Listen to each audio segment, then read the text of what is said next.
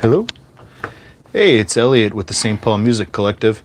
I'm here with one of my favorite Twin Cities musical people, Zach Hollander. What up? Owner of Pro Recording Studios. Known Zach for a long time. We were just talking about all the crazy memories. Yeah. Just said that Elliot's one of the few people who's been in probably every version of a studio I've ever had for about the last 20 years here. So kind of cool. He would be able to tell you much more. Northfield, Cannon Falls, because you were an intern at Pachyderm for a long time. Yep. I moved right out of recording school. I moved to Cannon Falls to work at Pachyderm because that was my dream, because they recorded In Utero there. And Hell yeah. we were in South Dakota, and no one had recording studios. All we had was our 4-tracks, and our drums sound like crap. And we were like, how do people get drums to sound like that? I was like, I'll dedicate the rest of my life to freaking finding out how these drums sound. So I called Pachyderm when I was in recording school and was like, there's any way I could intern for you guys. And they were so cool. They're like, yeah, that's cool. Hit us up when you're in town. You can come down. I was like, yeah, it was so cool. So yeah, I moved there and interned and cleaned toilets and vacuumed floors for about a whole year. At Pachyderm. At Pachyderm. In Cannon Falls. Yep. Did Cool. guitar lessons on the side. So you came here for music school first? Yeah, yep. I went to Full Sail in Florida for music school. I did a whole degree down there. Cool. In Orlando. And then came back up here right after that. I was like, I want to get back into the Minnesota music scene. And I love that Prince shit, and I love all the Husker Du shit. I'm like, love all the music that comes out of Replacements, dude. All Minneapolis music I fucking love. I want to be in all the scenes, you know. Yeah. And I've got to work with a lot of those people from those two scenes. So freaking cool. Sure. But yeah, Pachyderm was amazing. I was just cleaning and making coffee and stuff like that. But I got to assist under the best engineers. I went from intern to assistant engineer, but when all the big shot guys would come in from LA, they'd bring their own engineers and producers, but they'd need a local guy to plug the shit in and make the coffee and whatever. So I got to be that guy. And man, it was the best education a guy could have. I understudied under the best producers and engineers in the world. You know, Tony Platt was there for 2 weeks, Cool. I didn't know that. Yeah, doing a Bad Plus record, and you know he has done Back in Black by AC/DC. You know, Nice, dude. He's like, he said, Zach, go ahead and ask me questions I kept asking him little things. I couldn't help it, dude. I was like, what did you use on the kick drum? I'm like, Oh no, I'm asking you all these questions. I know. At the end, he goes, all right, listen, Zach, you can ask me all the questions you want at the end. Put them on a piece of paper. And you know what? The guy was so nice and so cool, and he let me do that. He let me sit down and fucking quiz him. And I'm like, dude, what microphone did you use on the guitar solos for Back in Black? He's like, that's a U67 up front and a U87, and it's in an old attic. No way. I'm like, oh, thank you. Thank you. But it was so cool, dude. I worked with Dave Darling down there, who did a lot of the Motley Crue stuff. I worked with Jeff Peters, who did a lot of Beach Boys stuff. Cool. Worked with Chris Mara, who's doing Mara Machines in Nashville now. Anyway, just got to watch all those guys, and John Congleton, who was Albini's main mentoree. And so I studied under him for a bunch of stuff. He does records of St. Vincent now and Page and Plant. He's kind of the big guy these days. Wow. He was so nice to me, and he's like, next time I come here, you better still be here and keep going, dude. It's a grind, but I can tell you're going to be good at it. And he really pushed me. So I owe a lot to that guy too. I should reach out to him one of these days. But good, and you are good at it, man. You've been doing it. You've been around here for a while, and you've done a lot of awesome bands. thanks, dude. Sure. You know, Your Northeast studio, and now here. Yep. I've always just loved it, man. Because you took over Soul Asylum's old practice spot. Yes, it was Soul Asylum's old practice spot on Central Avenue there, and it was 12-foot ceilings, and it was awesome. It sounded amazing in there, and it was the Northeast was almost abandoned in that time, and we could just do anything we wanted and play late and smoke cigarettes inside. I was there a lot back in It was those days. awesome, dude. We got like all the old studio pageantry. We had the shades on inside and Those are some smoking wild days. figgies at the board, and oh man, it's all the stuff we love, man. Sure. So it's awesome. I feel like I got to see a little bit of the end of the big studio, big budget world, you know, which I don't know, it exists a little bit, but not as much as it did back then. Back then, it was normal for like a band to come in for 2 weeks with their producer and engineer and set up and track the whole record, you know, and blah, blah, blah. Because they had a ton of money given to them to do exactly that. Exactly. And then it all went to you to build your studio. Oh, exactly. man, yeah. Yeah, that's how... we did a Flowers episode about a month ago, and they were saying Ed Ackerson, he got all this money from a big record label. And that's how he was able to build it. Yeah. Yep. I never got to check out. I had always wanted to meet Ed. I heard such cool things about him. Yeah, that's awesome. So I was at Pachyderm for years. Then Pachyderm shut down. Well, it shut down earlier and went to a new owner. I stayed for him, and then it officially closed down. And then I was kind of left. I didn't know what to do, you know. And that's when my brother was like, "Dude, let's start a studio. There's an abandoned studio in Minneapolis. It's super cheap." Like I was like, "Oh man, I don't know," but he talked me into doing it, and we rented it, and that's when we started the Pearl. So shout out to Noah Hollander. Shout out to Noah Hollander, man. Without him, would I even been doing this? You know, Noah, if you're listening, all the love and respect in the world, all buddy. the love and respect in the world. Yeah, man. Noah's the man. And introduced me to you. Yeah, through Jimmy. Yeah, that's awesome, man. Yeah. So this is my little world. I'm freaking here every day, and I love it. I'm still not sick of it. I wonder why I don't get sick of it yet. I wonder why I still love it so much. Oh, because you're a musician, and I can't get enough, dude. You'd think after 20 years. What's your new country band's name? New country band's name is Tiki Barnsworth and the Barn Burners. Watch out for us, dude. Yeah, playing a freaking beer hall near you. Yeah. You know, I just got these. These are cool, vintage Uri LA4s. You know. Oh, okay. Kind of an LA 2A thing. Yeah, they got a famous Eddie Chiletti mod, it's called, and you know we have Eddie Chiletti here in town. You know, the man himself. Oh, I called him. I was like, Eddie, I heard about this Eddie Chiletti mod on Your Eyes. You know anything about it? He's, oh yes, I've heard a thing or two. He's so cool. But it's cool. I got a blackface one and a silver face. They both sound a little different. Super cool on guitars and stuff. You have a favorite compressor in general? Yeah, I mean, I love tube compression, but I should have a better tube compressor here. I use this DBX 162 on so much. And that's not a 76 style. That's like its own. Yeah, it's its own thing. It doesn't have a attack or release.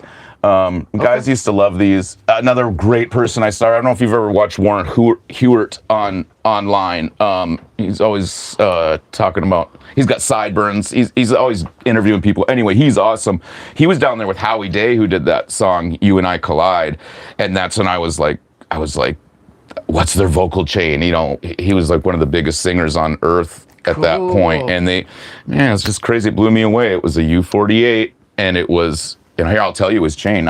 He talks about it online anyway. It's the U62, or it's the DBX 160 into the 1176. You know, two compressors. You have to be really careful with your settings. Wait, so Neumann U48 mic into what preamp? They were using a Neve 1073. Neve 1073 preamps into two different compressors. Yep. So I basically have these Cal Rack here, which are from the guys that from the Neve factory made these. They're basically Neve 1073. So a lot of my vocal chain is that. Cool. And then you go through this 160 and have it just barely touch the big things. And then your 1176 can be more of the actual compressor and move your attack and release knobs and stuff like that in. This just gives it tons of color. Yes, but it does such a cool thing, and you can really hear the compression, and it doesn't sound like a plug-in, and you have to be careful because, you know, so many knobs to get just perfect, you know, but you can do it. And, you balancing. And then like you were saying before, a singer can go too loud and the whole thing can be messed up. Exactly. And then they're wondering why the recording studio made a mistake when really you were just trying to get a perfect sound. Exactly. This is a professional place. Well, hey, man, we're trying our best. Got tube gear. Cool. You know, I cut my teeth on all the old Studers. This is the old Studer from Pachyderm. That's a 2-inch 24 track Cadillac, dude. And actually, you know, like I said, my whole life that In Utero record, we like prayed to it. We just wanted to do this, but this is the machine In Utero was cut on. So now I own the actual machine. No way. That In Utero was cut on. You know? I didn't know that. Yep. And a lot of other, like, there's some other platinum records that have been done on this. Like Live Throwing Copper was done on this thing. PJ Harvey did a bunch of records on this thing. Cool. Solo Sound Grave Dancers Union was on this.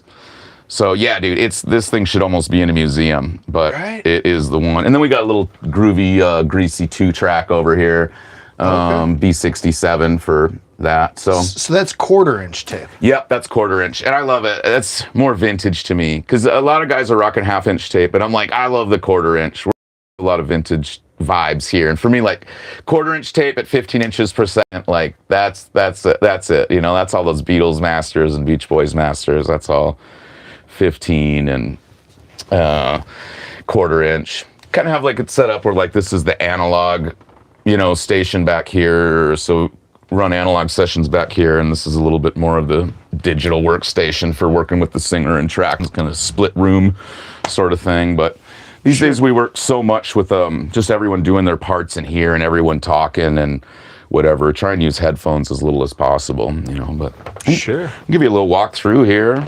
Cool, thanks. This is our little vocal booth we built. Super quiet. I like that it's so close to me. We can just like pop in and out for ideas and stuff. I remember when you guys got this piano at the old spot. Yes, dude. We have had this for a long time. It is such a bright, loud piano. You can't see it, but there's a hole worn in the sustain pedal. It's been pushed in the brass sustain pedal. There's a hole in it from being played so much. Did So you see it that the just blind sings. guy tuning it? Oh, that's right. Yeah. Dude, I haven't seen him in years. I should have him come back, man. He was awesome. I remember you guys talking because it's because in it you guys have a giant harp. Yes, basically. yes, So it gets exactly. that bass. Exactly, dude. It goes diagonal with the low string, so it's like an upright, but it gets closer to having some of that really low end, like a grand might have, or a baby grand, or something like that. Sure. We love it. And then A105, you got to have a B3 in the house, you know, with the Leslie cab.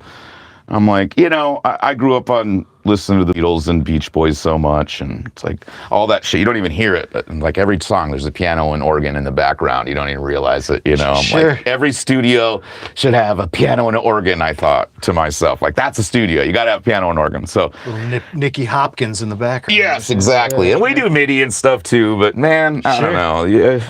You can't. Everybody's got the synths these Everyone's days. got the synths, man. Yeah. Everyone's got an old Baldwin with the hole in the pedal. So, and I guess we got a little drum room out here. It's a little messy from a session, but we just built this over the last 6 months. It was just a garage out here, but I was trying to make mini pachyderm. I wanted to make an all wood room. Cool, look at even though this. it's miniature. Laid down the wood. Yeah, dude. Got all the mics But going. I throw a pair of mics out here as kind of our secret weapon for drum sounds.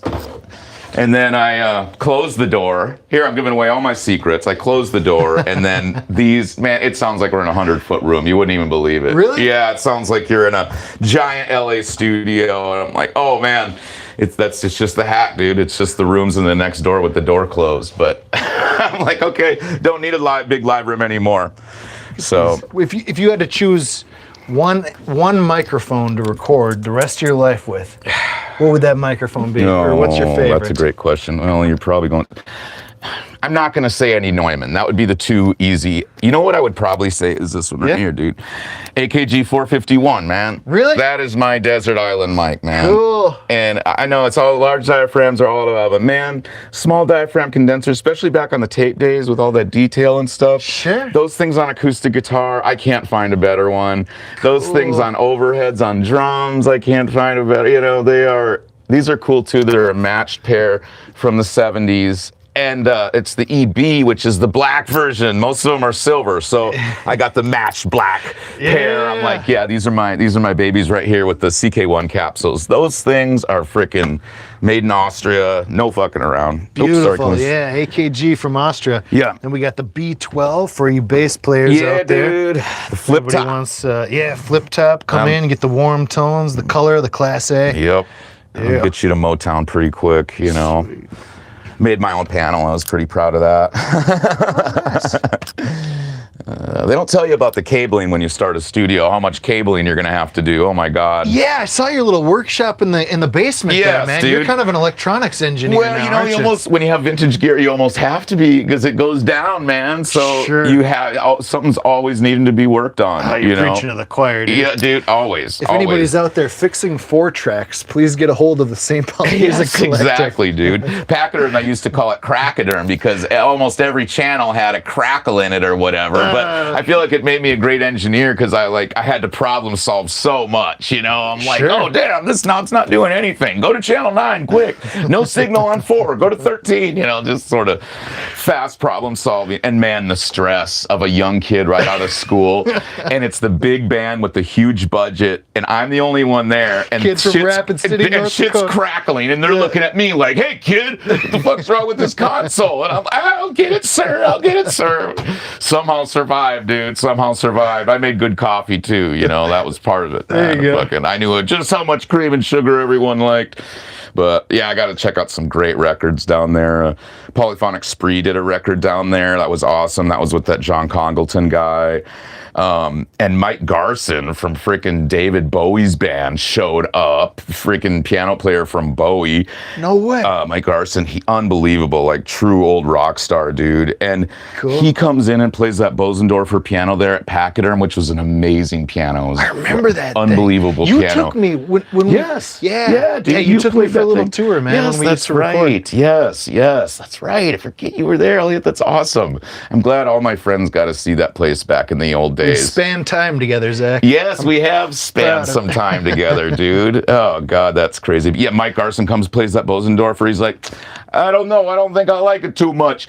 He's got a freaking like a deal with Yamaha. He freaking calls Yamaha the next day. I don't know how they did it, dude. The next day, there's someone delivering a freaking, or was it Steinway? Anyway, it was one of these big companies, a straight grand piano just for Mike up to the studio, Pachyderm, professional movers, just for the one session he was on, dude. It was such rock star stuff. They got down to Cannon Falls that yes, quick? Man, like freight, full grand piano. It was like he didn't like the tone of the Bosendorfer. Oh Call Yamaha, have him come over, dude. It was awesome. I love seeing that old rock star pageantry shit, dude. I just love that old world. It's so cool in that old studio world. I never could get enough of it over the years. And psycho executives just throwing $100,000 at things like it's nothing. Yeah.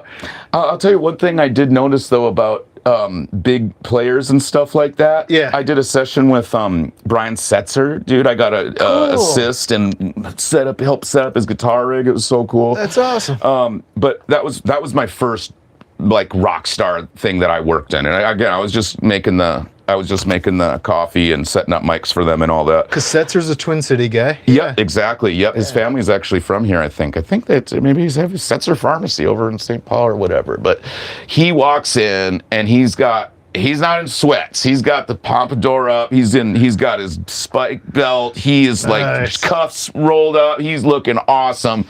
He drives his like freaking convertible right up to the studio door, gets out, his guitar rig is already setting up there, like with his settings perfect. He straps it on, starts playing, and that's the moment I realized, wow, studio does do some tricks, but like these are the most talented people in the world. That's why they're stars. Like it all clicked for me. Like he picked up his guitar and it was like, well, there's no way you couldn't be a star. Like you are. I couldn't believe how unbelievable he was. And like all those guys watching them play. Oh man, that's just the thing. Those studio guys, just watching them and how they feel and all that, dude. It was the coolest education of all time. I think about it all the time. I think about that stuff, you know. So I'm just trying to steal all the best tricks from all those engineers I worked under and put them to good use, you know. Cool, man. But we talked a lot about Chicago. It's a lot of Chicago style recording, you know, which because we get so much Chicago equipment and brains basically coming up to the Twin Cities. Exactly, yep. You know, and they were big with, they started being big with symphonic music in the 50s and 60s on like the Mercury records and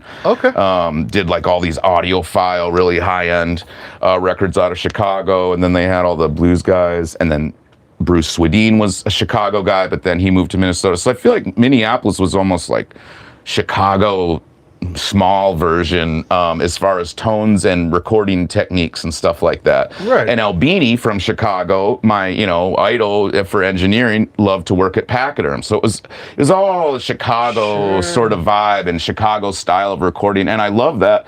And if you really think about it, I feel like Chicago style recording, a lot of it is based on the room mics. Like that was the Fines of the Mercury, who did the classical recordings. They had their front mics, but they had the back mics too, and blend those in or whatever. And that was Albini's thing too. Like he wasn't using digital reverbs on snare anymore, like in the 80s. He was using real room acoustics to do that. Room and space. And that's the school I got brought up on. I was like, no, I don't need to use any fake reverbs. And I grew up with all the 80s guys older than me, and I was like sick of all that shit. I was like, get rid of all that excess. Like gated reverb? Yes, dude. Get it out of here. Get it out of here. Get those like old Neumann tube mics, and Albini used to put them in the corners of the room, facing the corners of the room, and then compress the hell out of them. Yeah, facing the wall. He'd basically be miking the wall, Like miking, like a blanket on the wall? No, he'd basically take the microphone and just face it right into the wall. Oh, like a wood panel or something. Exactly. Crazy. Far away you could get it as the drums, and then compress the hell out of them, and then mix that into the mix. And that's how you get that huge drum room sound, but the drums still sound tight and like they're in your face, It's all that blend. If you don't have the close mics, it sounds like shit, right? Because it just sounds like an empty room with and if you have just the close mics, it kind of sounds like shit because it's too articulate. But you get that perfect blend of the close mics in the room, and like, that's the shit. That's what I've always been about. The perfect blend of those two, because then you get dimension and space. Yes, dude. And that's what I do here. That's why that's why I wanted this little wood room. I'm like, I want to have a room mic in the background all the time, have a source mic and a room mic all the time. And then even in the vocal booth, it's a dead room, but I do it in there too. It's like you're messing. It's almost subconscious space you're hearing, It's like when they go to do a movie thing and they have to record just the ambience of the room before the crew gets there, So it's like I love that stuff. And then you start mixing ambiences of different rooms, You say like your drummer has this ambience on him, and your guitar player is Pachyderm used to have a granite room, which was cool, right next to the wood room. No way. So it was a wood room, and then right next to it was the whole room was out of granite slabs, So like that room had its own bright vibe. So we'd put like guitar amps in there, and they'd have their own amp. Then you're like mixing ambiences, but natural ambiences. Oh man, you get into some beautiful sounding stuff that way. That is so cool. I've never heard of granite. Yeah, dude. And they were all different angles and stuff like that. It was it was black granite, just an all black granite room. It was cool. Yeah. Not to mention Kurt Cobain's journals are buried somewhere. Dude, that's what they used to say. That's what they used to say. I remember you telling me the legend. You were like, go take a look in the woods. You never know, dude. They said one journal's buried around here somewhere, and everyone they found said the other ones, but the secret one is still here, dude. Yeah. It's still here. That's awesome. We used to have someone they left some of their ADAT tapes in the shop room. ADAT, they were doing like rough mixes on ADAT, and they were like some of their early mixes that they did, and they left them there, and like we'd listen to them when we were soldering and stuff like that. But I remember hearing like that Marigold tune that wasn't on In Utero, and I was like, oh, this is an unreleased song on the whatever. Now it's out or whatever. But I'm like, oh, that was cool. That was cool. And back then there wasn't internet, so it was like so much more lore, and like I've heard about Pachyderm my whole life, and that's where bands from my little town, when they got good, they would go to this mythical place called Pachyderm, and I just heard about it my whole life growing up in South Dakota. I'm like, and you can't YouTube Marigold demo. Exactly, dude. Yep. And you can't YouTube or even go on a website. It's like, oh shit, man, no, you got to just go see this place. And I like that about old studios too. I like being a little more private about it. Like you're gonna go to Creation, like good luck finding that place, dude. Like it's so hidden, you wouldn't even know it's a studio down there.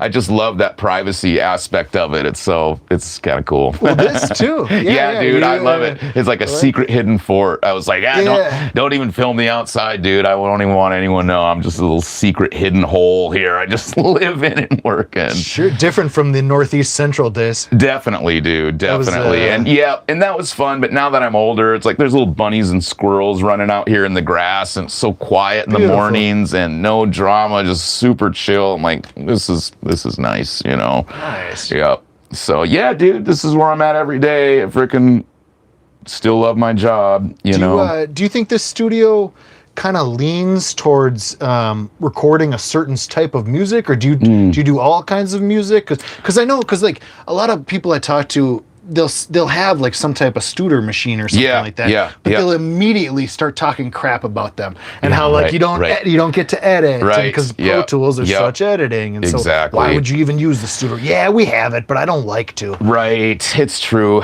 For the Studers, it has to be the right project, and it has to be like a band that really has been playing together and stuff like that. Pretty tight, yeah. Pretty tight. I can do it other ways. You can build it up, but to answer your question, I think because I have the tape, I think a lot of vintage type acts have gravitated towards the studio. People that want that sound. That vintage sound. Saturation and warmth. Exactly. You don't get the editing power, but you get beautiful sound. Exactly, and headroom and dynamics and all that. And I am such an analog vintage guy, but I'm more of just a hi-fi audiophile guy. And that does happen to come from the tubes and tape a lot of times, but not all the time. Sometimes you can be recording on Pro Tools and have a tube mic and a tube pre, and it's the best tone you ever had. So sure. But it's funny, it's some of the genres that actually you wouldn't, it's almost the genres that aren't so vintage that do so good here, because that vintage aesthetic adds so much. Like I have a huge hip hop group, that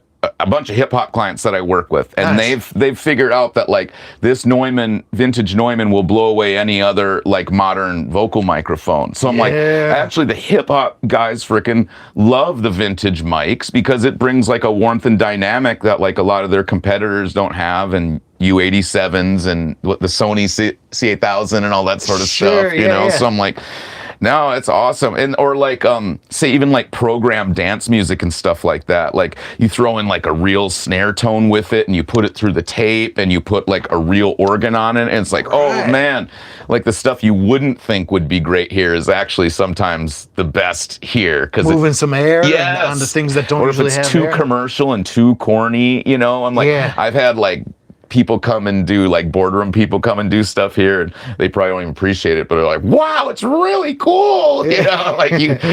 So it's good for people who need some grease on their burger, We cook with grease, we cook with grease, dude. Yeah, like that. You're making me wonder how different the 1/4-inch tape machine is from like the 4-track. Right. Like my Tascams that I'm always, I'm actually recording on the Yamaha MTs mostly these days. Yep. Well, it's like we were talking about earlier, dude. It's like, how far do you take hi-fi? It's like when they had wax recorders and wax cylinders, you couldn't hear shit. Obviously, there was some improvement that needed, but we keep chasing it. By the 80s, you get the Studers, that are like basically sound perfect. There isn't any like, you're not losing anything by going to tape anymore. But then your Pro Tools come out, now everything is totally perfect and sterile, and you can fix everything. And it was like, wow, did we lose something, along the way? Perhaps, and when did we lose it? And at one point. So I think what I try and do here is like take all the best things from all those different eras and put them together. Like, let me get like a really dope hi-fi 90s Albini rock drum sound, and let me put some vintage like reggae lo-fi guitars over that, and then let me put like a LA freaking like